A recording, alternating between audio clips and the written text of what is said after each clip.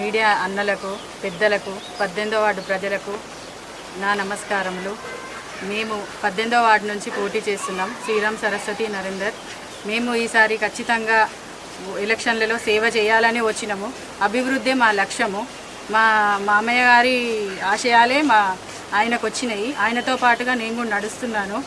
ఖచ్చితంగా ఓటును మాత్రం అమ్ముకోకండి, ఓటును నమ్ముకోకండి. ఖచ్చితంగా ఓటు అనేది మీ హక్కు. మీ హక్కుని మీరు ఉపయోగించుకోండి.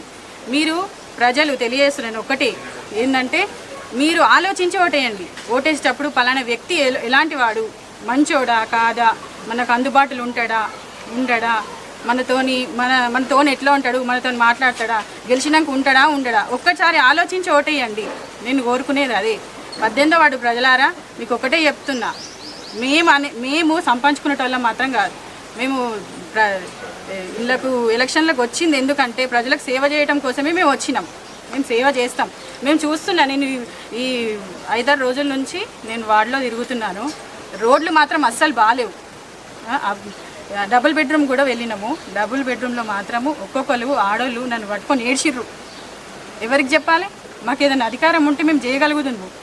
మా సారు ఒక 10% వాళ్ళకి ఏదో ఇందిరమ్మ ఇల్లు ఇప్పించిండు.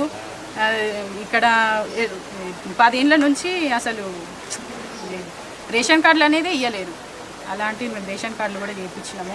ఒక్కసారి అవకాశం ఇవ్వండి 18వ వార్డు ప్రజలారా. ఖచ్చితంగా ఓటేసి మమ్మల్ని గెలిపించండి. మేము మీతోనే ఉంటాం. చేతి గుర్తుకే మా ఓటేసి గెలిపించండి.